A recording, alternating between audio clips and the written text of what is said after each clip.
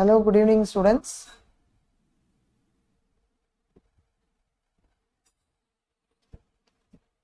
Any class la?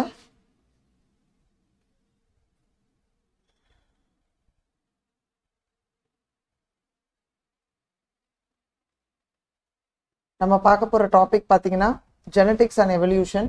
அதுல principles of inheritance and variation பார்க்க போறோம். ஓகேங்களா?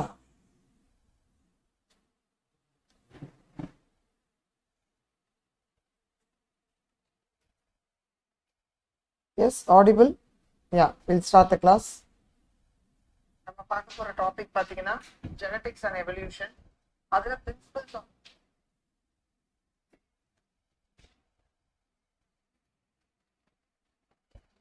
Okay. So, we'll start the class. So, முக்கியமா வந்து பாத்தீங்கன்னா இதுல நம்ம மெண்டல் அவளோட ஒர்க் மெயினா வந்து பாத்தீங்கன்னா பிரின்சிபல்ஸ் ஆஃப் இன்ஹெரிட்டன்ஸ் அப்படின்னும் போது அவர் வந்து ஒரு தலைமுறையிலிருந்து இன்னொரு தலைமுறைக்கு சில விஷயங்கள் தட் இஸ் அந்த பேட்டர்ன் அது எப்படி இன்ஹெரிட் ஆகுது அப்படிங்கிறது மெண்டல் அண்ட் அவருக்கு அடுத்து வேலை செஞ்சவங்க அதை பத்தி ஐடியா நம்மளுக்கு கொடுத்துருப்பாங்க. அப்ப இதை பத்தி அவங்களுக்கு கிளியரா ஐடியா கிடையாது. அதை ஃபேக்டர்ஸ் அப்படின்னு சொன்னாங்க. இன்னைக்கு நம்ம ஜீன் என்னன்னு சொல்றோமோ அதை அப்ப ஃபேக்டர்ஸ் அப்படின்னு யூஸ் பண்ணாங்க.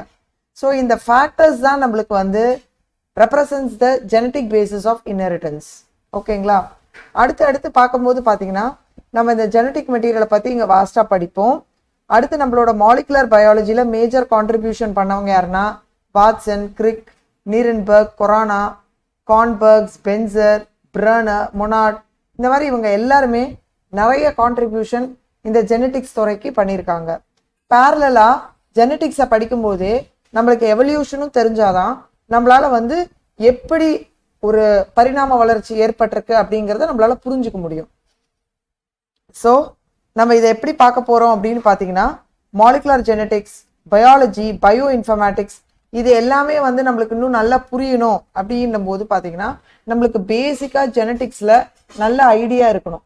ஸோ அதுதான் இன்னைக்கு இந்த first chapter principles of inheritance and variation. NEET exam பெர்ஸ்பெக்டிவ்ல இதுல இருந்து நிறைய கேள்விகள் கேட்பாங்கம்மா. ஸோ இதை தான் நான் உங்களுக்கு இன்னைக்கு டீட்டெயிலாக சொல்லி தரப்போறேன். ஓகேங்களா? ஜேம்ஸ் டூவி வாட்சன் அப்படிங்கிறவங்க இருக்காங்க. அதே நேரத்தில் பிரான்சிஸ் ஹாரி, காம்ப்டன், கிரிக் இப்படி 2 பேர் இருக்காங்க. இவங்க வந்து பார்த்தீங்கன்னா ஜெனட்டிக்ஸ்ல பெரிய விஷயங்கள் தட் இஸ் ஜெனட்டிக்ஸ் துறையை திருப்பி போட்டாங்க அப்படின்னு சொல்ல முடியும். என்ன பண்ணாங்க அப்படின்னு பார்த்தீங்கன்னா வாட்சனுங்கிறவர் வந்து ஜுவாலஜி பயின்று அவருக்கு ரொம்ப இன்ட்ரெஸ்ட் ஜெனட்டிக்ஸ்ல. இப்படி அவர் படிச்சுட்டே இருக்கும்பொழுது பாக்டீரியோஃபேஜ்ல அந்த effect of hard X-rays on பாக்டீரியோஃபேஜ் அப்படின்னு அதுல ஸ்டடி பண்ணி PhD வாங்கியிருப்பாரு. இப்ப கிரிக் அண்ட் அவரோட இன்ட்ரெஸ்டும் வந்து கிட்டத்தட்ட இந்த டிஎன்ஏ ஸ்ட்ரக்சரை சால்வ் பண்ற மாதிரி தான். கிரிக் வந்து பாத்தீங்கன்னா அவர் பிசிக்ஸ் UK அங்க படிச்சு PhD அங்க வந்து X-ray diffraction studies, polypeptides and proteins அதில் வந்து அவர் ஸ்டடி பண்ணியிருப்பாரு. ஸோ இவங்க 2 பேரோட இணைப்பு தான் நம்மளுக்கு வந்து ஒரு double helical configuration of DNA. That is DNA வந்து டபுள் ஹெலிக்கல் ஸ்ட்ரக்சர் நீங்க கேள்விப்பட்டிருப்பீங்க இல்லையா? ஸோ இந்த மாதிரி ஒரு டபுள் ஹெலிக்கல் ஸ்ட்ரக்சர் டிஎன்ஏ அப்படிங்கிற விஷயத்தை வந்து ப்ரப்போஸ் பண்ணது யார் அப்படின்னு பார்த்தீங்கன்னா இவங்க 2 பேரும் தான். ஓகேங்களா? ஸோ கிரிக் அண்ட் வாட்சன் இவங்க 2 பேர் பார்த்தீங்கன்னா இந்த டபுள் ஹெலிக்கல் ஸ்ட்ரக்சர் ஆஃப் டிஎன்ஏவை இவங்க தான் ப்ரப்போஸ் பண்ணுவாங்க. அந்த ரெப்ளிகேஷன் ஸ்கீமா, சென்ட்ரல் டாக்மா இன் மாலிகுலர் பயாலஜி இந்த மாதிரி நிறைய விஷயங்கள் வாட்சன் அண்ட் கிரிக் வந்து அவங்க வந்து பதிவு பண்ணியிருப்பாங்க. ஸோ இதால வந்து அவங்களுக்கு நிறைய அவார்ட்ஸ் அண்ட் ப்ரைஸஸ் கொடுத்தாங்க. அதுல முக்கியமா எதுன்னு அப்படின்னு பார்த்தீங்கன்னா like John Collins Warren's prize, Lasker award, research corporation prize, இதுக்கு எல்லாத்துக்கும் மேலாக ஆராய்ச்சி துறையில் பெரிய பரிசு அப்படின்னு சொன்னாலே அவங்களுக்கு நோபல் பரிசும் வழங்கப்பட்டது. இப்ப இன்னைக்கு பார்ட் 1 உங்களுக்கு மெண்டல்ஸ் லா ஆஃப் இன்ஹெரிட்டன்ஸ் நான் சொல்லி தரப்போறேன். ஓகேங்களா? ஸோ ஃபர்ஸ்ட் எடுத்தோடனே ஒரு as a student of biology நம்ம இதை எப்படி பார்த்து புரிஞ்சுக்கணும். ஏன்னா ஜெனட்டிக்ஸ் அப்படின்னும் போது பார்த்தீங்கன்னா எல்லாருக்குமே வந்து கிட்டத்தட்ட ஒரு பயம் இருக்கும். ஐயோ இது வந்து கொஞ்சம் புரியாத இடம் அப்படின்னு. அப்படி கிடையவே கிடையாது. இதை ரொம்ப சிம்பிளா பேசிக்கா உங்களுக்கு நான் சொல்லித்தரேன். இப்ப உங்க புக்ல இங்க கொடுத்துருக்க மாதிரியே தான் என்ன சொல்றாங்க, ஒரு யானை இருக்கு, அதிலிருந்து வர குட்டி யானையா தான் பிறக்குது. ஒரு மாமரத்திலிருந்து மாங்காய் செடி, அந்த மாங்காய் வருது, மாங்காய் அந்த விதையிலிருந்து அடுத்து ஒரு மாமரம் தான் வருது. வேற வந்து ஒரு தேங்காய் மரமோ இல்ல ஒரு செம்பருத்தியோ இல்ல எந்த ஒரு வேற வந்து வர்றது கிடையாது. இதுக்கு காரணம் என்ன? ஸோ நம்ம வந்து பாத்தீங்கன்னா இந்த ஆஃப் ஸ்பிரிங்ஸ் வந்து கிட்டத்தட்ட ஐடென்டிக்கல் டு தேர் பேரண்ட்ஸ். எப்பவுமே பாத்தீங்கன்னா பிறக்கிற அந்த ஜெனரேஷன், அந்த ஆஃப் ஸ்பிரிங்னு சொல்றோம் இல்லையா, அது வந்து பாத்தீங்கன்னா கிட்டத்தட்ட பேரண்ட்ஸ் மாதிரியே இருக்கு. பட் என்னதான் பேரண்ட்ஸ் மாதிரி இருந்தாலும் ஒரே மாதிரி இருக்கா? கிடையாது. அந்த டிஃபரன்ஸ் இருக்கு. இப்ப வீட்லயே நம்ம கூட பிறந்தவங்க இருந்தாலும் அவங்கள மாதிரியே நம்ம இருக்கோமா? இல்ல. ஸோ அந்த சிமிலர், எக்ஸப்ட் நீங்க சொல்ற அந்த ஐடென்டிக்கல் ட்வின்ஸ் அந்த கதையை விட்டுடுவோம். பட் இதை யோசிச்சு பாருங்க, என்னதான் வந்து பேரண்ட் எப்படி இருக்கோ அப்படியே தான் ஆஃப் ஸ்பிரிங் இருக்கு. பட் பேரண்டோ ஆஃப் ஸ்பிரிங்கோ ஒரே மாதிரி இல்லை. அவங்கக்குள்ள இருக்கிற அந்த அடுத்தடுத்த அந்த ஆஃப் ஸ்பிரிங்கும் ஒரே மாதிரி இல்லை. எல்லாரும் அந்த டிஃப்ரென்ஸ் இருக்கு. இதை பற்றி நம்ம முழுமையாக தெரிந்து படிக்க போறது தான் ஒரு தனி துறை, லைஃப் சயின்ஸ். நம்ம சயின்ஸ் இல்லை, இது ஒரு பெரிய பிரான்ச் ஆஃப் பயாலஜி நம்ம சொல்றோம். அதுக்கு பேரு தான் ஜெனடிக்ஸ். இந்த ஜெனடிக்ஸ்ல நம்ம என்ன படிக்க போறோம்? இது வந்து ஒரு சப்ஜெக்ட். அது நம்மளுக்கு என்ன சொல்ல போகுது அப்படின்னு பார்த்தீங்கன்னா, we are going to deal with inheritance. inheritance அப்படிங்கும்போது என்ன? that is, இது வந்து ஒரு ப்ராசஸ். என்ன கேரக்டர்ஸ் பேரண்ட் கிட்ட இருக்கோ அது அப்படியே அடுத்த தலைமுறைக்கு அந்த புரோஜனிக்கு வர்றது. இது அந்த தலைமுறையாக அப்படியே பாஸ் ஆகிறது. சில குடும்பத்துல நம்ம பார்த்திருப்போம், மூக்கு பார்த்தீங்கன்னா ஒரே மாதிரி இருக்கும். இதை பார்த்தீங்கன்னா சொல்லுவாங்க, உங்க தாத்தாக்கு அப்படியே இருந்தது, அப்படியே அப்பாவுக்கு இருக்கு, அப்படியே பையனுக்கு இருக்கு. ஸோ அப்படியே அந்த கேரக்டர்ஸ் பாஸ் ஆகிட்டே வருது, ஃப்ரம் பேரண்ட் டு ப்ரோஜனி. இது தலைமுறையாக வர்றத பேசிஸ் ஆஃப் ஹெரிடிட்டி. அடுத்து வேரியேஷன் ஆஃப் கேரக்டர்ஸ் அப்படின்னா என்ன அர்த்தம்? ஒரே போல இல்லை. என்னதான் பேரண்ட்ஸ் இருந்தாலும் அவங்கள மாதிரியே நம்ம இல்லை, நம்மள மாதிரியே நம்ம கூட பிறந்தவங்க இல்லை. இதை தான் வேரியேஷன் சொல்றோம். ஸோ அந்த பயாலஜியில் இருக்க துறையில இந்த இன்ஹெரிட்டன்ஸ், வேரியேஷனை படிக்கிறதுக்கு பேரு தான் ஜெனடிக்ஸ். புரியுதுங்களா? So it is very simple. Next, ஹியூமன்ஸ்க்கு வந்து பார்த்தீங்கன்னா இந்த ஜெனடிக்ஸ் அப்படிங்கிறது நம்ம வந்து இன்னைக்கு வந்து பார்த்தீங்கன்னா சயின்ஸோட இவ்வளோ அட்வான்ஸ்மெண்ட், லைக் வாட்சன், கிரிக், மெண்டல் இவங்கெல்லாம். பட் கிட்டத்தட்ட 8000 பிசிலேயே இந்த வேரியேஷன், அதுதான் வந்து இந்த செக்ஷுவல் ரீப்ரொடக்ஷனோட ஒரு முக்கியமான அங்கம். இதெல்லாம் அவங்களுக்கு தெரியுது. இதுக்கு காரணம் எப்படின்னா, நம்மளுக்கு வந்து செக்ஷுவல் ரீப்ரொடக்ஷன் நடக்கிறதால அங்க வந்து பாத்தீங்கன்னா கெமீட் ரீகாம்பினேஷன் நடக்குதுங்க.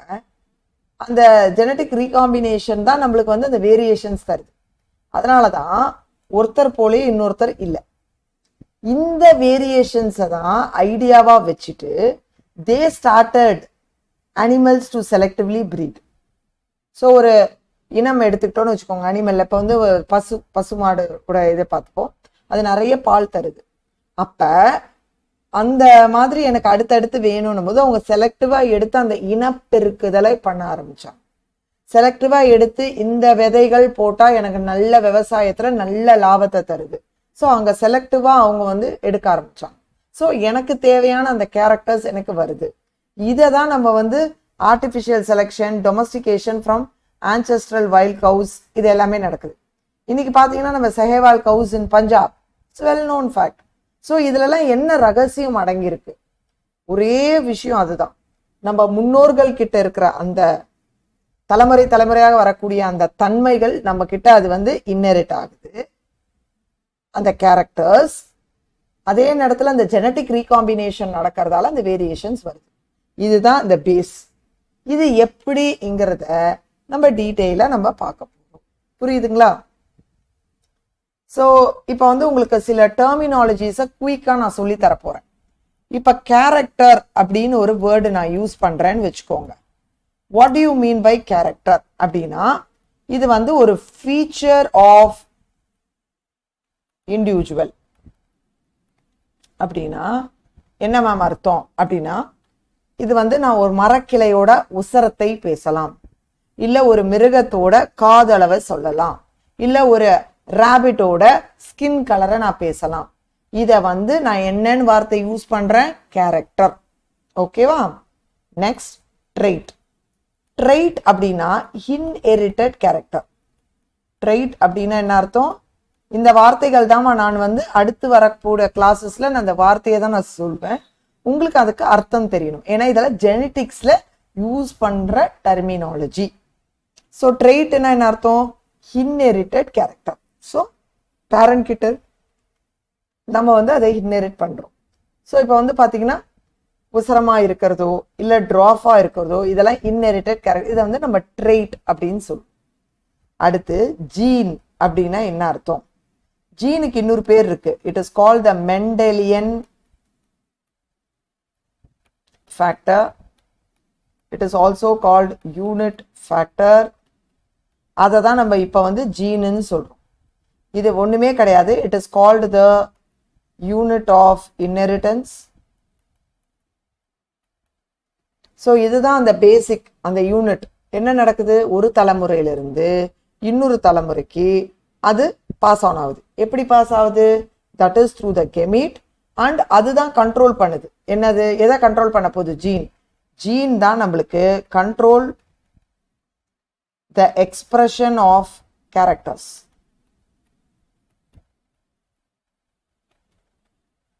ஓகே, ஸோ இது வந்து உங்களுக்கு புரியணும். ஸோ இது ஒரு யூனிட் ஆஃப் இன்ஹெரிட்டன்ஸ். இது வந்து நம்மளுக்கு ஒரு கேரக்டர் எக்ஸ்பிரஸ் ஆகிறதுக்கு இந்த ஜீன் தான் இருக்கு. புரியுதுங்களா? இப்போ நம்ம வீட்லயே ஒரு 3-4 பேர் இருந்தாலும் அங்க வந்து பாத்தீங்கன்னா அந்த ஜீன், இப்போ அந்த ஜீன் ஒருத்தருக்கு எக்ஸ்பிரஸ் ஆயிருக்கோ அவங்களோட கலர் இல்ல அவங்க ஹைட் இது மாதிரி இருக்கும். இதே கூட அக்காவோ அண்ணாவுக்கோ அது எக்ஸ்பிரஸ் ஆயிருக்காது, அவங்களது வேற மாதிரி இருக்கும். ஸோ இந்த ஜீன் தான் யூனிட் ஆஃப் இன்ஹெரிட்டன்ஸ். நம்மளுக்கு தலைமுறையா நம்ம ஆன்செஸ்டர்ஸ்ல இருந்து அப்படியே பாஸ் ஆன் டவுன் ஆயிட்டு நம்மளுக்கு வருது. Okay, next Alice. இந்த ஆலிஸ்ங்கிற வார்த்தையை சொன்னவர் பேர் பெட்டேசன், காயின் பண்ணவர்.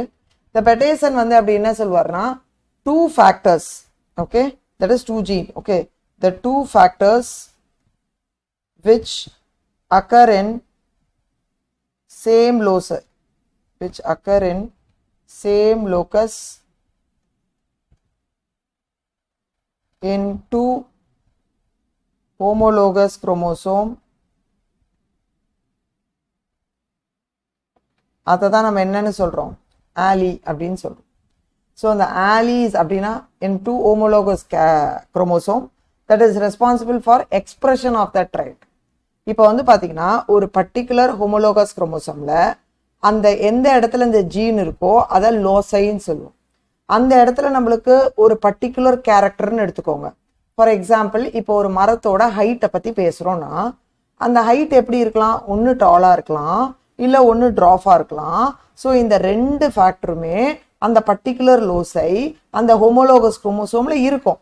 அதுல எது டாமினன்ட்டோ அது எக்ஸ்பிரஸ் ஆகும், எது எக்ஸ்பிரஸ் ஆலியோ அது ரெசிசிவா இருக்கும். இந்த மாதிரி 2 ஃபேக்டர் ஒரே லோசைல இருக்கிறதுக்கு பேரு ஆலி அப்படின்னு சொல்லுவோம். இது ஸ்டெம்மா இருக்கலாம், ஹைட் ஆஃப் அ பிளான்ட் இருக்கலாம், or it can be colour of a flower, or it can be say for example ஒரு என்சைம் எக்ஸ்பிரஷன், என்ன வேணாலும் இருக்கலாம். ஓகே, ஸோ அந்த portion of in that chromosome where the single gene அது வந்து அங்க இருக்கோ அதுக்கு பேர் தான் இந்த லோசைன்னு சொல்லுவோம். ஓகேவா? அடுத்து we have what is called the dominant factor. Okay, the dominant factor or allele. So இந்த dominant factor of allele எப்படின்னு பாத்தீங்கன்னா இது 2 இடங்கள்லயும் நம்மளுக்கு வந்து எக்ஸ்பிரஷன் இருக்கும். homozygous and heterozygous condition. இந்த 2 இடத்துலயுமே எக்ஸ்பிரஷன் ஆகும். ஃபார் எக்ஸாம்பிள், இப்போ வந்து இந்த இன்ஹெரிட்டட் கேரக்டர் வந்து இப்போ சப்போஸ் அது வந்து டாலாவும் இருக்கலாம், ட்ராஃபாவும் இருக்கலாம். ஓகே, நான் சப்போஸ் இதை எக்ஸ்பிரஷனை நான் டி அப்படிங்கிறத எக்ஸ்பிரஸ் பண்றேன். இந்த ட்ராஃப் வந்து கன்ஃபியூஷன் அவாய்ட் பண்ண ஸ்மால் டி யூஸ் பண்றேன்னு வச்சுக்கோங்க. இப்போ இந்த particular inherited character if it is going to be the same, we call this as homozygous. இப்போ இதே வந்து இதே மாதிரி 2ஆக இப்படி பிரசன்ட் ஆயிருந்தா இதுக்கு பேர் heterozygous. ஸோ இதுல எதுவா இருந்தாலும் இந்த டாமினன்ட் தான் எக்ஸ்பிரஸ் ஆக போகுது. ஸோ அப்ப என்னவா இருக்கும் அந்த கேரக்டர்? அது டாலா தான் இருக்கும். அதுக்கு பேர் தான் dominant factor. So dominant factor யூஸ்வலாக கேபிட்டல் லெட்டரில் தான் நம்ம வந்து எக்ஸ்பிரஸ் பண்ணுவோம். அடுத்து it will be present both homozygous ஸ்டேட்லையும் இருக்கும், ஹெட்ரோசைகஸ் ஸ்டேட்லையும் இருக்கும். இதுக்கு கேபிட்டல் லெட்டர் யூஸ் பண்ணுவோம். ஓகே, இப்போ அடுத்து அதே மாதிரி recessive factor. Okay, when I am talking about the recessive factor or allele, recessive factor or allele அப்படின்னு பார்த்தீங்கன்னா இது வந்து பார்த்தீங்கன்னா it is unable to express in presence of dominant factor. அப்போ எப்போ இது எக்ஸ்பிரஸ் ஆகும்? only in homozygous state. So இந்த மாதிரி இருக்கும்போது அது எக்ஸ்பிரஸ் ஆக முடியாது. அப்போ எப்போ வந்து இந்த ரெசசிவ் ஃபேக்டர் எக்ஸ்பிரஸ் ஆகும்? இந்த மாதிரி ஹோமோசைகஸ் ஸ்டேட்ல தான் அது எக்ஸ்பிரஸ் ஆகும். இதுக்கு பேர் தான் ரெசசிவ் ஃபேக்டர். புரியுதுங்களாமா? So far clear? Yes. So இதெல்லாம் சில வேர்ட்ஸ் உங்களுக்கு வந்து அந்த ஜெனட்டிக்ஸ்ல உங்களுக்கு அது கொஞ்சம் தெரிஞ்சிருக்கணும். அடுத்து ஹோமோசைகஸ் ஹெட்ரோசைகஸ் அப்படின்னா என்ன அர்த்தம் அப்படின்னு பார்த்தீங்கன்னா, இப்போ ஒரு பர்டிகுலர் இண்டிவிஜுவல் ஒரு ஆர்கானிசம் வச்சுக்கோங்க. அதுல இந்த மாதிரி வந்து 2 ஐடென்டிக்கல் ஆலி இருந்தா அது ஹோமோசைகஸ். அதே இப்படி இன்டிஃபரண்டா இருந்தா அதுக்கு பேரு ஹெட்ரோசைகஸ். ஓகேவா? ஸோ இதுக்கு பேர் வந்து என்னது? Homozygous dominant. இந்த மாதிரி இருந்தா இது ஹெட்ரோசைகஸ் டாமினன்ட். ஸோ இந்த கான்செப்ட் உங்களுக்கு தெரியணும். இந்த ஹெட்ரோசைகஸ் வருதுனாலே நம்மளுக்கு ஒரு new hybrid variety would have been created. அந்த கான்செப்டும் தெரியணும். ஸோ ஹெட்ரோசைகஸ் அப்படின்னும் போது just 1 minute I'll erase it and make it up. உங்களுக்கு இன்னும் அதை கொஞ்சம் எக்ஸ்பிளைன் பண்றேன். இப்ப பாருங்க, ஹோமோசைகஸ், ஹெட்ரோசைகஸ். ஓகே, சோ இப்போ நான் ஹோமோசைகஸ் அப்படின்னும் போது என்ன அர்த்தம்? இப்போ நான் இந்த எக்ஸ்பிரஸ் பண்றேன்னு வச்சுக்கோங்க. That means they will have identical allele. Okay, இங்க வந்து it will be very pure and அந்த breed வந்து that all will be homozygous dominant. ஓகேவா? இதே ஹோமோசைகஸ் இது வந்து டாமினன்ட்னு வச்சுப்போம். இப்போ ஹோமோசைகஸ் ரெசசிவ் அப்படின்னும் போது எப்படி இருக்கும்? இந்த மாதிரி இருக்கும். ஓகே, இந்த கான்செப்ட் உங்களுக்கு தெரியும். ஹோமோசைகஸ் டாமினன்ட், இது ஹோமோசைகஸ் ஹெட்ரோ, ரெண்டுமே ஐடென்டிக்கல் ஆலியா இருக்கு. இப்போ ஹெட்ரோசைகஸ் அப்படின்னும் போது என்ன இருக்கும்? they will have 2 different allele. 2 different allele இந்த மாதிரி இருக்கும். So it will be present on the homologous chromosome. So இதை தான் நம்ம வந்து அந்த hybrid in character னு சொல்றோம். ஓகேவா? since இங்க வந்து பாத்தீங்கன்னா this will be controlling in the recessive. இப்போ இங்க என்ன ஆகும்? இதுதான் வந்து டாமினண்டா அங்க எக்ஸ்பிரஸ் ஆகும். இது வந்து நான் ஒரு மோனோஹைபிரிட்ல உங்களுக்கு நான் சொல்றேன். புரியுதுங்களா? able to follow? So homozygous, heterozygous, what you call the individuals. அடுத்து அதெல்லாம் பார்க்கும்போது இந்த வார்த்தைகள்லாம் உங்களுக்கு கிளியரா தெரியணும். ஓகே, அடுத்து வந்து இன்னொரு டேர்ம்ஸ் வந்து பாத்தீங்கன்னா phenotype, genotype நான் யூஸ் பண்ணுவேன். ஓகேவா? phenotypeனா the physical expression of the character. பார்க்கிறதுக்கு ஹைட் இப்படி இருக்கு, பார்க்கிறதுக்கு இது இருக்கு. ஸோ இப்போ ஃபார் எக்ஸாம்பிள் இப்போ phenotypeனா ஓகே, அவர் பார்க்கறதுக்கு வந்து டாலா இருக்காரு, broad shoulders, அவருக்கு முகத்துல தாடி இருக்கு. இதை பார்த்து okay he is a man, he is a female, male, female. அந்த வெளி தோற்றத்தை வைத்து நம்ம சொல்லக்கூடிய அந்த expression. Okay, observable characteristic of individual. பார்த்து அப்சர்வ் பண்ணி இதை பார்த்து தோற்றத்தை வைத்து சொல்வது. அது ஹைட் ஆஃப் த பிளான்டா இருக்கலாம், கலர் ஆஃப் த ஃப்ளவரா இருக்கலாம், என்ன வேணா இருக்கலாம். இதே ஜீனோடைப் அப்படிங்கிறது என்ன அப்படின்னு பாத்தீங்கன்னா the complete set of chromosome, அந்த ஜெனட்டிக் மேக்கப். இப்போ இதே மேல்னு சொன்னோம்னா நம்ம என்ன சொல்லுவோம்? 23 + XY. இப்போ இதே ஃபீமேல்னா 23 + XX. ஸோ அந்த ஜெனோம், the genetic makeup வந்து நம்ம என்னன்னு சொல்றோம்?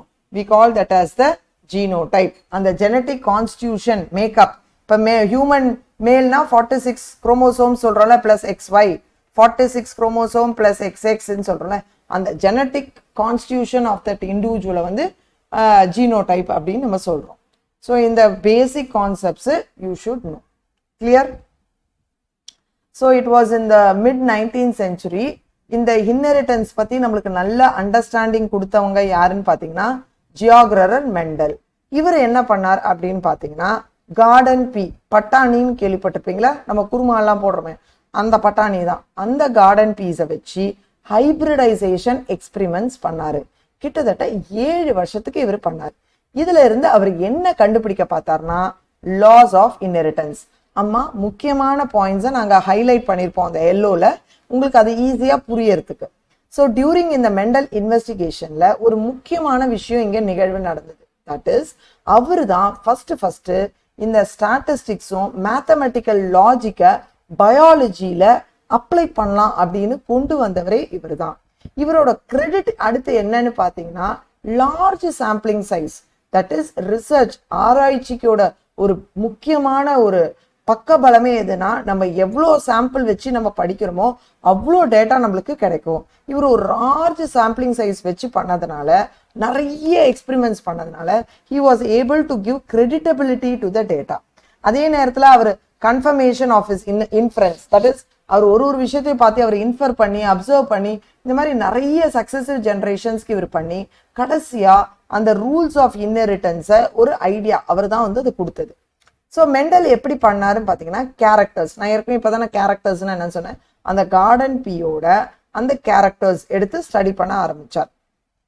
ஓகே, ஸோ இப்போ நான் அந்த கேரக்டர்ஸ் அப்படின்னு சொல்லும்போது அந்த ஃபீச்சர்ஸ் ஓகே அதை எடுத்து ஸ்டடி பண்ண பாரு. இது வந்து ரெண்டு அப்போசிங் ட்ரெய்ட்ஸ்னா இன்ஹெரிட்டட் கேரக்டர் அந்த மாதிரி எடுத்துக்கிட்டாரு. இப்போ ஃபார் எக்ஸாம்பிள் இப்போ ஸ்டெம் ஆஃப் அ பிளான்ட் அப்படின்னா ஒரு டால் ஒரு ட்ராஃப். இப்போ கலர் ஆஃப் த சீட் எடுத்துக்கிட்டா ஒரு எல்லோ ஒரு கிரீன். இந்த மாதிரி ஒரு 2 அப்போசிங் இன்ஹெரிட்டட் ட்ரெய்ட்ஸ் அதை வச்சு அவர் ஸ்டடி பண்ணார். ஸோ இதை வச்சு he did the basic framework of rules governing inheritance. அதை வந்து வச்சு நிறைய வாஸ்டா which was லேட்டர் நிறைய சயின்டிஸ்ட் பண்ணி இன்னைக்கும் மெண்டல் இன்ஹெரிட்டன்ஸ் இல்லாம ஜெனட்டிக்ஸே கிடையாது. ஸோ அந்த அளவுக்கு வந்து they have established their role. So அதனால தான் நம்ம வந்து ஜியோகிரர் ஜொனான் மெண்டலை we call him as father of genetics. Okay, and அதே நேரத்தில் வந்து பேட்சன் அப்படிங்கிறவர் தான் he coined the term genetics. இதுவும் எக்ஸாம்ல கேட்டாங்கன்னா உங்களுக்கு தெரியாது. ஸோ மெண்டலோட ஒர்க் வந்து ஏன் அந்த அளவுக்கு அப்போ பேசப்படலை அப்படின்றத நான் இங்கேயே பதிவு பண்ண விரும்புகிறேன்.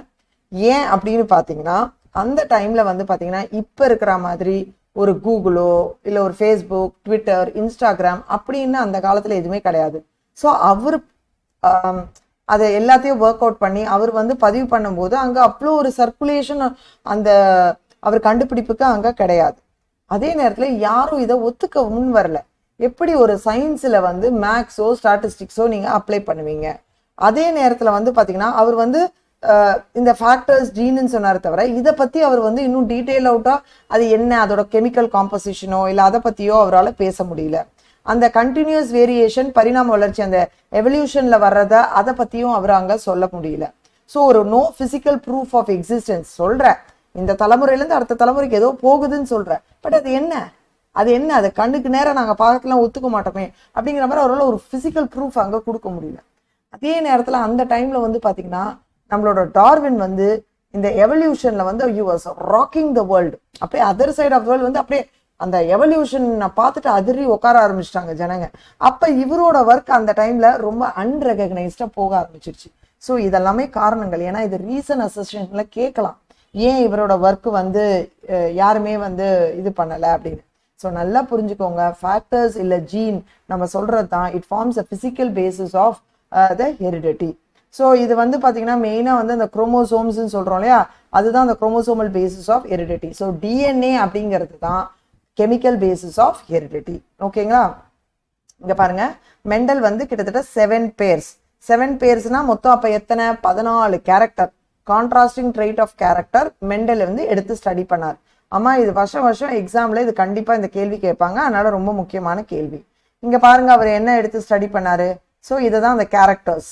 ஓகே, இது dominant trait that is inherited, இது ரெசசிவ். இப்போ ஃபர்ஸ்ட் சீட் ஷேப், விதையோட ஷேப் வச்சு round wrinkled, colour yellow green, ஃப்ளவரோட colour violet white, pod shape இல்லையா ஃபுல்லா இருக்கும் இல்லை இந்த மாதிரி கன்ஸ்ட்ரிக்டடா வரலாம், பாட் கலர் கிரீன் இல்லை எல்லோ. ஓகே, அடுத்து ஃப்ளவரோட பொசிஷன் இந்த மாதிரி ஆக்சியலாகவும் இருக்கலாம் or they can be terminal, ஸ்டெம்மோட ஹைட் டால் ட்ராஃப். ஸோ இந்த மாதிரி கிட்டத்தட்ட அவர் என்னென்னலாம் ஸோ அவர் கிட்டத்தட்ட இந்த மாதிரி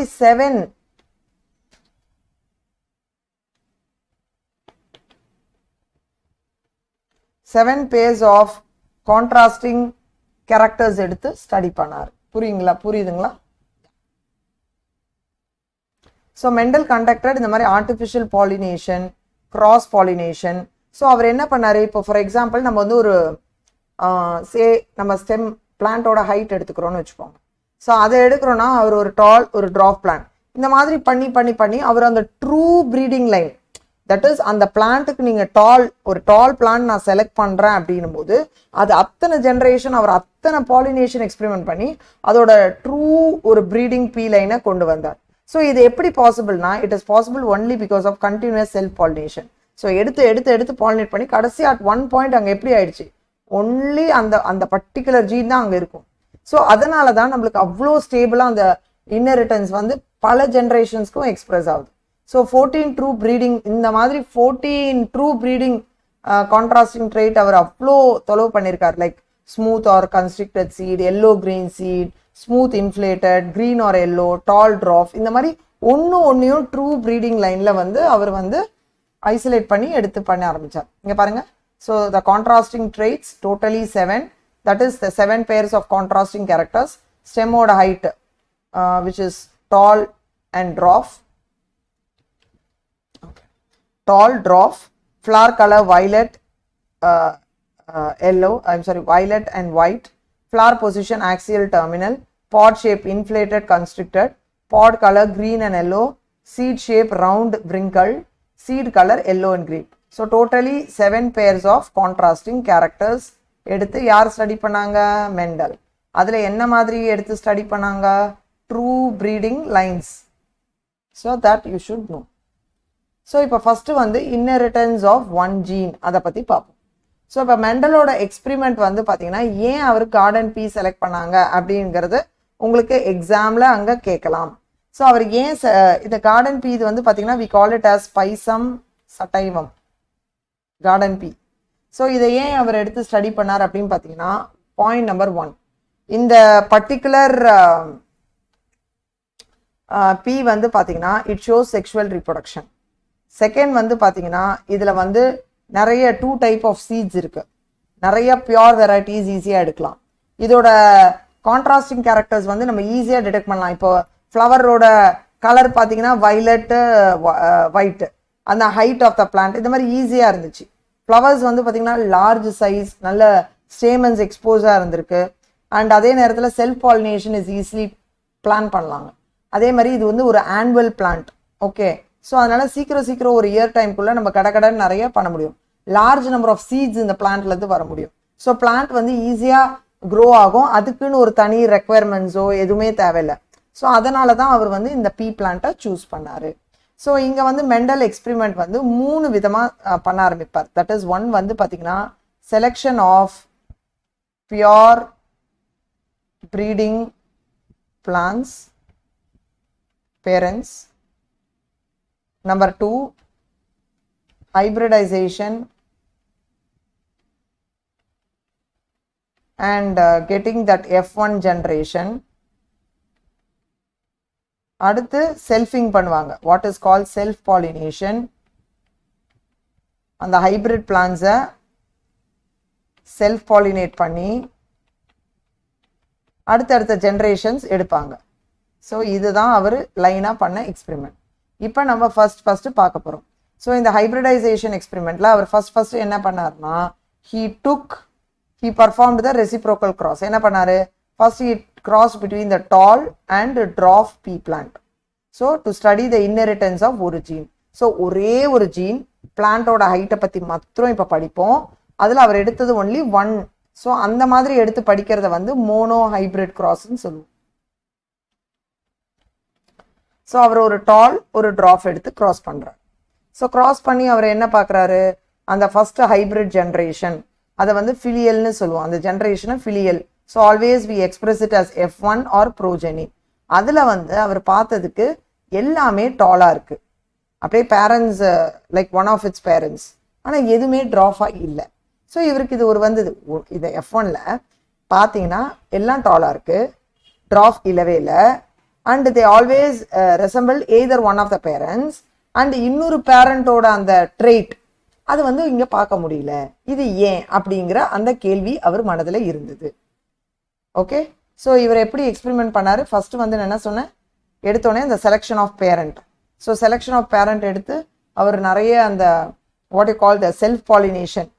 ஓகே, அந்த உங்களுக்கு வந்து அந்த பேரண்ட் எடுத்து செலக்ட் பண்ணி அந்த பியோர் ப்ரீடிங் பேரண்ட்ஸை ஃபஸ்ட்டு எடுக்கிறாரு.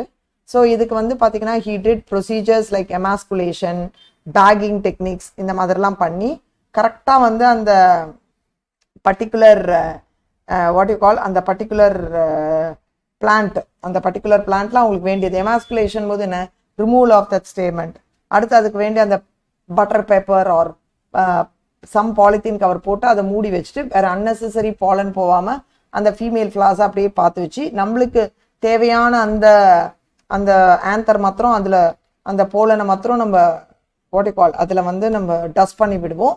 அதுலேருந்து நம்மளுக்கு ஒன்ஸ் அந்த ஃபர்டிலைசேஷன் எல்லாம் ஆனோடனே then we will make it grow.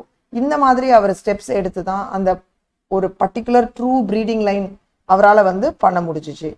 Okay, so that is where you should understand. So இங்கே வந்து பாருங்கள், நான் உங்களுக்கு ஒரு டயக்ராமேட்டிக் ரெப்ரசன்டேஷன் இங்கே காமிக்கிறோம். ஸோ இங்கே பாருங்கள், ஒரு டால் பிளான்ட், இது ஒரு ட்ராஃப் பிளான்ட். ஸோ இதை ரெண்டையும் எடுத்து அவர் கிராஸ் பண்ணுறாரு. இது ஒரு பியோர் லைன் ஆஃப் பிளான்ட், இது ஒரு pure line of plant. So இது வந்து இவருக்கு கிடைக்குது. இங்கே வந்து பார்த்தீங்கன்னா எல்லாமே இந்த F1 ஜென்ரேஷனில் எல்லாமே டால். இப்போ இங்கே என்ன பண்ணுறாங்க, is allowing the self pollination. So அப்படி போகும்பொழுது இங்கே என்ன ஆகுது, ரெண்டு டால் எடுத்து செல்ஃப் பாலினேட் பண்ணும்போது F2 ஜென்ரேஷனில் 2 is surprise, 3 were tall, 1 was dwarf. So இது எப்படி வந்தது அப்படிங்கிறத நம்ம இப்போ உங்களுக்கு நான் சொல்லி தரப்போகிறேன். இங்கே பாருங்கள், இது ரொம்ப ரொம்ப சிம்பிள். இது is called the Mendel, what we call the monohybrid cross. அதோட இன்ஹெரிட்டன்ஸை உங்களுக்கு சொல்லி தரப்போகிறேன். இப்போ வந்து ஃபஸ்ட்டு பாருங்கள், suppose for example you are taking TT. This is a tall pure plant. You are crossing it with a plant that is dwarf. Okay, that is TT. Okay, so இதெல்லாம் pure parents. இப்போ you are getting T and T. So TT. So in F1 generation all the plants were tall.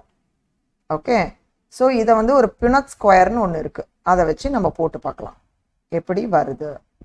So இந்த Binet ஸ்கொயரில் இங்கே வந்து நீங்கள் பார்த்தீங்கன்னா T T T T. So 2 is surprise, what happen, TT TT TT TT. So இந்த F1 ஜென்ரேஷனில் 100% all the plants were tall, that is the hybrid எல்லாமே tall. Okay, so இது எதை குறிக்கிறதுனா லா ஆஃப் டாமினன்ஸ். ஓகே, அடுத்து இப்போ இந்த ஜெனரேஷனில் இருக்க இந்த ரெண்டை எடுத்து நம்ம இப்போ வந்து we are going to what we are going to do, we are going to cross. இப்போ பாருங்க, TT into TT. So how are we going to express it in the square? இங்கே பாருங்க, T T T T. So TT TT TT TT. Okay, so இங்கே வந்து பார்த்தீங்கன்னா there is segregation of the gametes. Okay, but இங்கே என்ன நடக்குது, you can see that TT is to TT is to TT. So இதில் எத்தனை இந்த T1 எத்தனை இங்கே இருக்குது, 2:1. பட் ரியலாக ஃபீனோடைப் இது வந்து ஜீனோடைப் ரேஷியோ. ஃபீனோடைப்னா தோற்ற வடிவில் இதில் எதெல்லாம் நீங்கள் டால்னு சொல்வீங்க, எதெல்லாம் ஹோமோசைகஸ், இது டால், இது டால், இது ட்ராஃப். அப்போ ஃபீனோடைபிக் ரேஷியோ எவ்வளோ, 3:1. புரியுதுங்களா? So phenotypic ratio is 3:1. Genotypic ratio is 1:2:1. That is 75% tall. And the 75% tall 25% pure, 50% hybrid. புரியுதுங்களா? அடுத்து வந்து 25% dwarf. So இதுதான் the basic concept that you should know. So இந்த factors எல்லாம் வந்து கரெக்டாக they get segregated at the time of formation of the gametes. So இந்த concept of dominance அப்படின்னா என்ன அர்த்தம்னா, இப்போ ஒரு ஆலி ஆஃப் அ கேரக்டர் அப்படின்னும் போது இப்போ ஒரு 2 கேரக்டர் இருக்கு, டால் ட்ராஃப். இதில் எது வந்து ஃபங்க்ஷனல், எது வந்து அது ஒன்று இன்னொன்று எக்ஸ்பிரஸ் பண்ணாமல் பண்ணும்போது that is a dominant character. So அதுதான் நம்மளுக்கு வந்து F1 ஜென்ரேஷனில் எக்ஸ்பிரஸ் ஆகுது. ஓகேவா? So that is called the dominant ஆலி. ஸோ இதே வந்து அடுத்த ஜென்ரேஷனில் நம்மளுக்கு என்ன ஆகுது, தட் இஸ் இந்த F2 generation. So in the F2 generation la namakku enna agudhu, there is expression of the recessive character also, but adoda ratio enna irukku, it is 1:2:1. Okay, so we are seeing 3 tall plants and 1 dwarf plant. In the basic concept you should know. And the principle of segregation vandu we can only speak with monohybrid cross only da. Okay, so what is that, the 2 factors of a character separate agum at the time of gametogenesis. அங்கே என்ன ஆகும், ரேண்டமாக அது distribute ஆகும் to different gametes and then they'll get paired up again. Okay, and அது வந்து அந்த probability, அந்த chances in which they get inherited in the offspring. இதுக்கு பேர் law of segregation, law of dominance. So ஒரு monohybrid கிராஸில் ஒரு single gene வச்சு இன்ஹெரிட்டன்ஸ் பேசும்போது நம்ம இங்கே உங்களுக்கு என்ன இங்கே நான் சொல்லி கொடுத்தேன், லா ஆஃப் டாமினன்ஸ், அதே நேரத்தில் லா ஆஃப் செக்ரிகேஷன். ஓகே, இந்த கான்செப்ட் உங்களுக்கு புரியணும். So Mendel then self pollinated tall F1 plants. அவர் என்ன பார்த்தார் அந்த ஜென்ரேஷனில், the filial generation somewhere dwarf the character that was not seen in F1 generation. So அவர் அடுத்து போகிற அந்த F2ல அவர் பார்த்தது என்ன, எல்லாமே F1ல டாலாக இருந்தது. இதே F2 ஜென்ரேஷனில் கொஞ்சம் 1/4 ஆஃப் த பிளான்ட்ல அந்த ட்ராஃப் பார்த்தார். அதே வந்து பார்த்தீங்கன்னா that is that dwarf were 1/4 of the F2 plants, 3/4 of the F2 plants வந்து டாலா தான் இருந்தது. ஸோ அந்த ட்ராஃப் ட்ரேட்ஸ் வந்து அப்படியே தேவர் ஐடென்டிக்கல், அந்த பேரண்ட் மாதிரியே இருந்தது. எந்த பிளெண்டிங் கிடையாது. பிளெண்டிங்னா எப்படின்னா டாலும் இல்லாமல் ட்ராஃபும் இல்லாமல் அந்த இன்டர்மீடியட் ஹைட் நம்ம அங்கே பார்க்கவே இல்லை. எய்தர் டாலாக இருக்கும் இல்லை எய்தர் ட்ராஃபாக இருக்கும். ஓகேங்களா? So the results obtained with other traits that he studied, only the parental traits தான் நம்மளுக்கு எக்ஸ்பிரஸ் ஆகுது in F1 ஜென்ரேஷன்.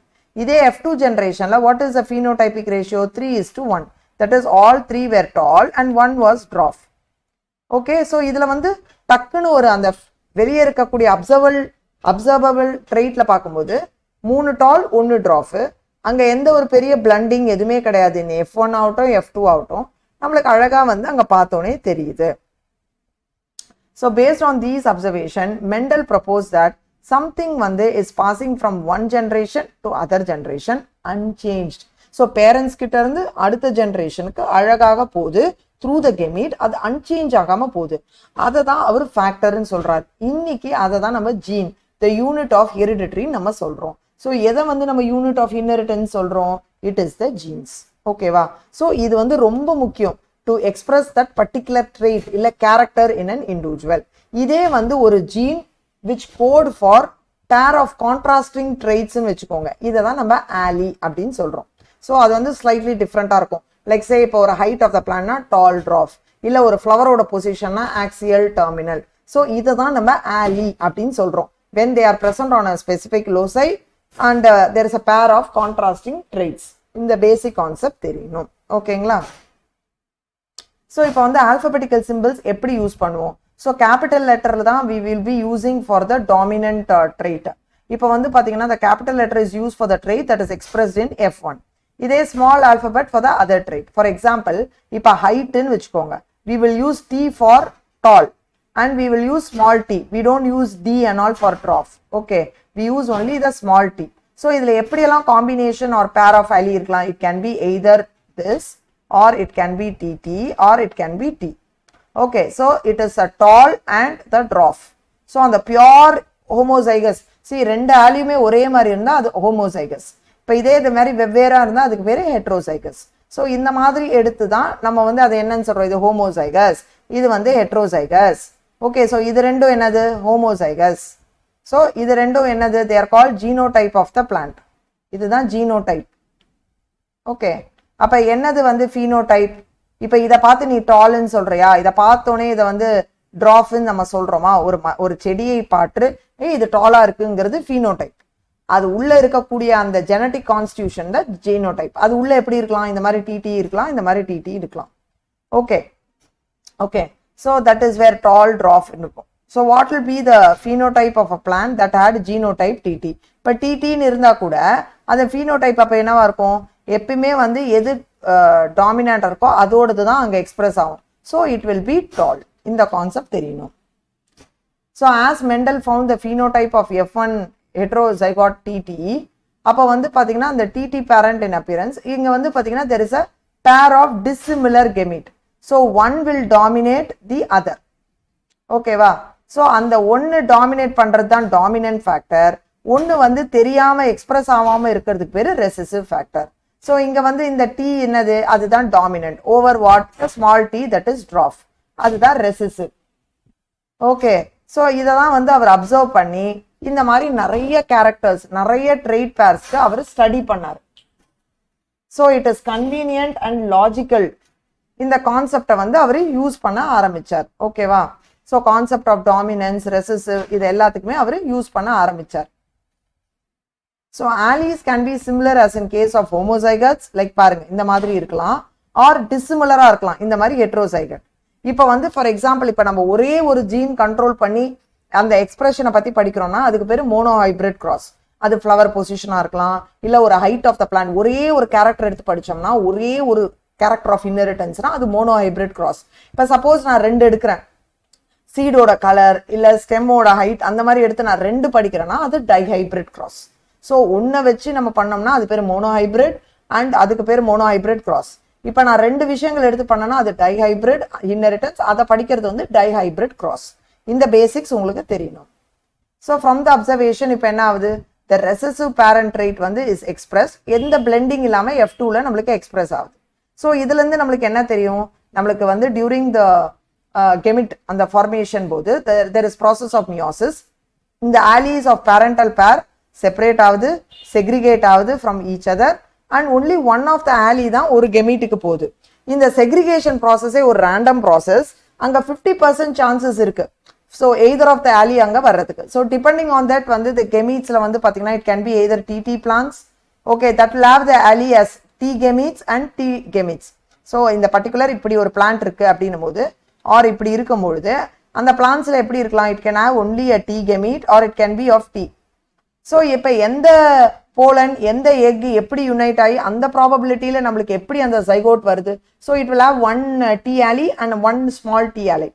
ஸோ ஹைபிரிட்ல வந்து பார்த்தீங்கன்னா இப்படி தான் நம்மளுக்கு இருக்கு. சின்ஸ் ஹைபிரிட்ல வந்து பார்த்தீங்கன்னா it will have contrasting trait, they are heterozygous. So இதோட ஜீனோடைப்பை நம்ம நல்லா புரிஞ்சுக்கணும், அதை பற்றி இன்னும் நல்லா தெரிஞ்சுக்கணும் அப்படின்னும் போது ஒரு டயக்ராம் வந்து அப்போ வந்து பரிந்துரைச்சாங்க. அந்த டயக்ராம் பேர் தான் இந்த பியூனாட் ஸ்கொயர். இதை வந்து டெவலப் பண்ணவர் ரெஜினால் சி பினட்.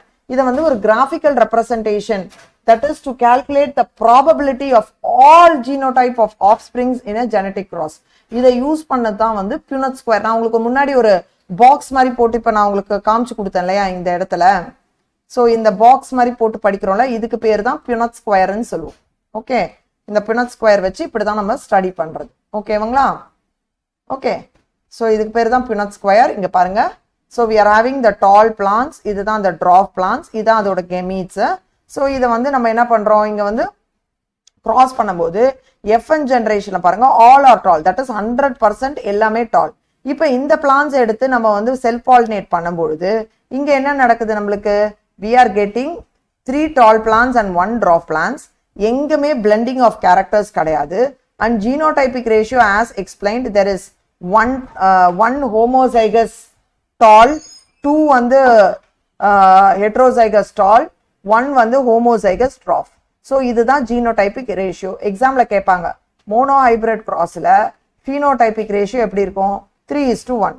இதே genotypic ratio எப்படி இருக்கும், 1:2:1.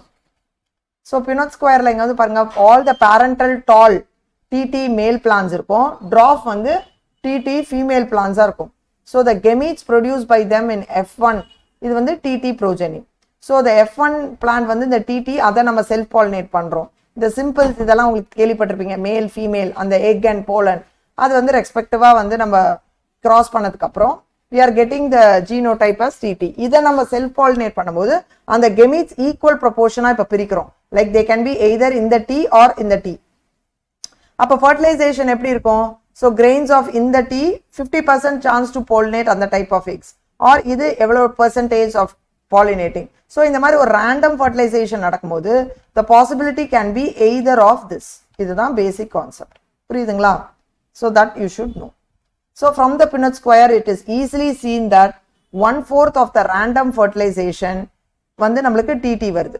Okay, so பாத்தீங்கன்னா TT இருக்கும், half will be this heterozygous and 1/4. So இங்க வந்து பாத்தீங்கன்னா நம்மளுக்கு வந்து 1/4 will be this and half will be heterozygous tall and 1/4 will be this T. Okay, so இங்க வந்து என்னதான் இருந்தாலும் இது dominate பண்றதால this also will be tall. இது வந்து tall. So அப்ப நம்மளுக்கு overall பார்த்தோம்னா 3/4 of plants are tall, only 1/4 plants are வந்து dwarf. So ஏன்னு பாத்தீங்கன்னா இங்க வந்து பாத்தீங்கன்னா the genotypic pair TT only the T is வந்து express ஆகும். So T அந்த character இது வந்து small t for dwarf character. So இங்க வந்து பாத்தீங்கன்னா என்ன இருக்கு, F2 generationல 3/4 are tall and அங்க வந்து பாத்தீங்கன்னா 1/4 வந்து will be dwarf. So அங்க ratio என்னவா இருக்கு, phenotype ratio will be what is that, 3:1. But இதே genotypic ratio எப்படி இருக்கு நம்மளுக்கு, it is 1:2:1. So இதையே ஒரு mathematical binomial expression போடும்போது, so you are putting it as half t plus half t the whole squared, which will be equal to half t plus 1 plus half t into half t plus 1t, which will be equal to 1/4 of tt, half the tt and 1/4 of this dwarf plants. So இதுதான் வந்து இங்க வந்து நம்ம வந்து we are able to express. இப்படிதான் mental வந்து he started using the mathematical solutions and statistical approach towards the biology and the inheritance இதுல. So mental வந்து பாத்தீங்கன்னா அவர் வந்து செல்ஃப் பாலினேட் பண்ணி இந்த F2 பிளான்ஸ்ல ட்ராப் பிளான்ஸ் பார்த்தார். இந்த மாதிரி அவர் நிறைய ஜெனரேஷன்ஸ் போய் ட்ராப் பிளான்ஸ் வருதா அப்படிங்கறத நல்லா செக் பண்ண ஆரம்பிச்சாரு. So he concluded that genotype of dwarfs வந்து homozygous, that is they were TT. இப்போ இதே வந்து பாத்தீங்கன்னா when you start making it up for other what you call the other generations. Okay, so இப்போ வந்து பாத்தீங்கன்னா F1ல எப்படி இருக்கு, so F2 generationல அப்ப எப்படி இருக்கும் அப்படின்னு பாத்தீங்கன்னா pure tall, hybrid tall and dwarf plants அப்படி இருக்கு. So இது எல்லாத்துக்கும் என்ன காரணம் அப்படின்னு பாத்தீங்கன்னா it is a law of dominance, அதே நேரத்துல law of segregation of factors. இதுல ஒரே ஒரு விஷயம் இதுல என்னன்னா நம்மளுக்கு அந்த mathematical probability தான், that is simply அந்த dominant trait அதை வச்சு நம்ம வந்து எப்படி நம்ம அடுத்தடுத்து predict பண்ண முடியும்.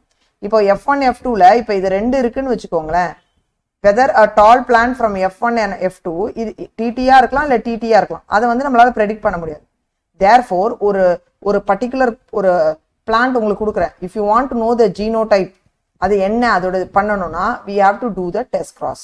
So ஒரு typical test cross of an organismல வந்து there will be a dominant phenotype, it will be crossed with a recessive parent. இந்த மாதிரி பண்ணும்போது நம்மளுக்கு ஈஸியா என்ன கிடைக்கும், நம்மளுக்கு அந்த பர்டிகுலர் டெஸ்ட் ஆர்கானிசமோட ஜீனோடைப் கிடைக்கும். இதுக்கு உங்களுக்கு ஒரு அழகான எக்ஸாம்பிள் வந்து இந்த violet colour and white colour வச்சு ஒரு எக்ஸ்பெரிமெண்ட் இங்க காமிப்பாங்க. ஓகே, இங்க பாருங்க.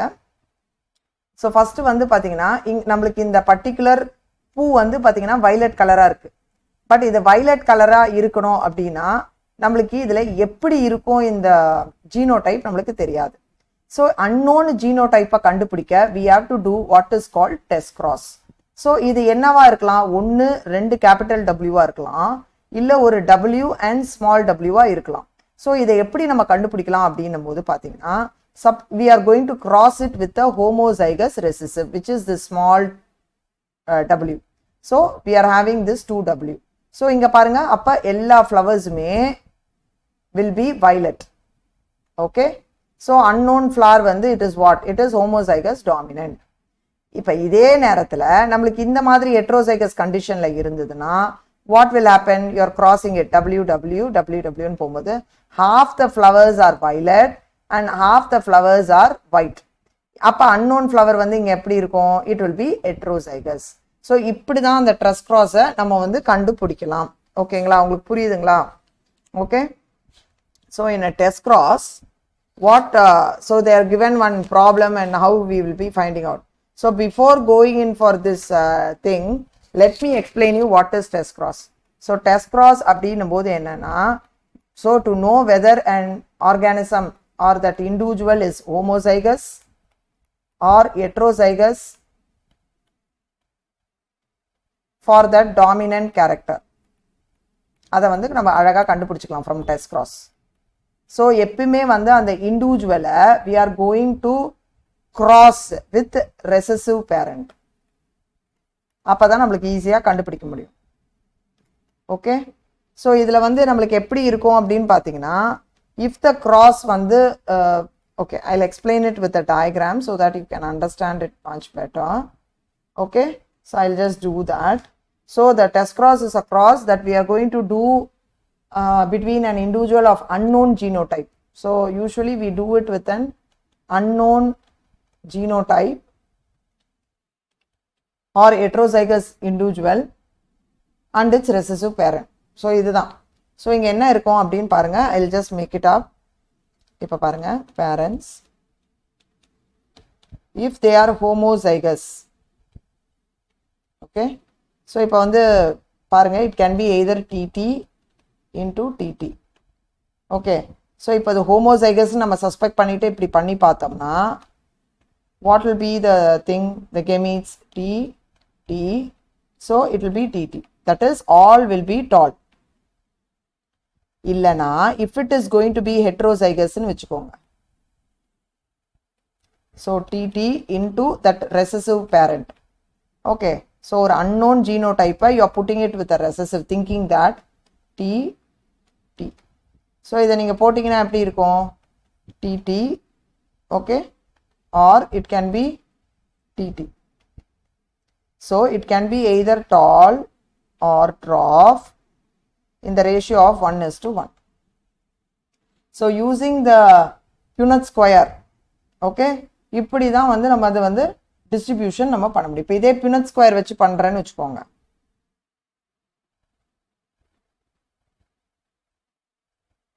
If you are using a Punnett square,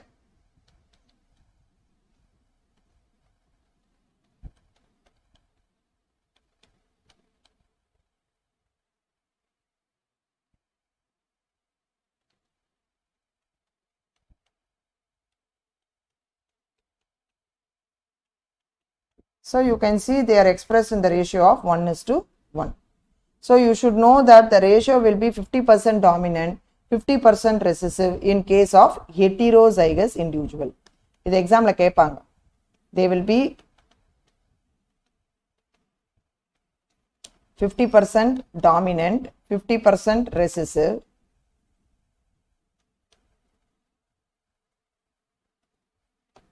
in case of heterozygous individual. Okay, so in the basic concept you should know. So they will be in the expressed in the ratio of 1:1:1:1. அந்த மாதிரி they will be expressed in heterozygous individual. இப்போ இதே வந்து homozygous னா all will be tall, all will be tall or all will be அந்த அப்படியே அது இது வந்து எக்ஸ்பிரஸ் ஆகும். So that is very important. So able to follow so far. So homozygous-ல அப்படினும்போது F1 ரேஷியோல நமக்கு அந்த 1 தான் வரும். இதே F1 ரேஷியோ heterozygous னும்போது 1:1 என்ற ரேஷியோல நமக்கு வரும். Okay, that we have to know. So the offspring will be 100% dominant if it is homozygous. அதே 50-50 இருந்தா அது heterozygous. So இப்போ வந்து using this என்ன definition கொடுப்போம் அப்படின்னு பார்த்தீங்கன்னா, test cross is a cross between individual of unknown genotype and its recessive parent. இதுக்கு பேர் தான் test cross.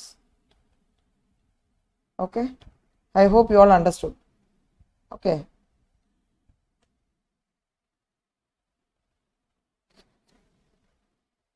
so there is something we use what is called the back cross also. So இது வந்து usually it is performed by hybrid and one of its parents. The cross between hybrid and one of its parents. So இது வந்து few times we will do because we want to increase the trait of the parent. We will be using this. Okay, but இதே வந்து நான் test cross ஏன் பண்றேன் அப்படின்னு பாத்தீங்கன்னா I want to know whether that particular individual is homozygous or heterozygous for that individual character. Okay, so that is where we have to understand with back cross, test cross. So based on his observations on monohybrid cross, what did Mendel? He came and proposed two things. What we call it as the principles of laws of inheritance. Adula vandu first law is law of dominance and the second is called the law of segregation. Adha vandu அவர் propose பண்ணுவார். So in law of dominance அப்படினும்போது என்னன்னா இப்போ ஒரு heterozygous individual இருக்கும்போது the character is represented by two contrasting thing that is called allele. Adula one will be able to express and that will what is getting expressed is the dominant. The one that does not show the effect வந்து recessive னு சொல்லுவோம். Law of segregation உங்களுக்கு சொன்னேன். Two factors of a character segregate at the time of gametogenesis. Randomly போய் அந்த gametesல இருக்கும். அப்புறம் pair up ஆகி different combinations they will be present in the offspring. இதுக்கு பேர் based on the principle of probability. இதுதான் law of segregation. Yes.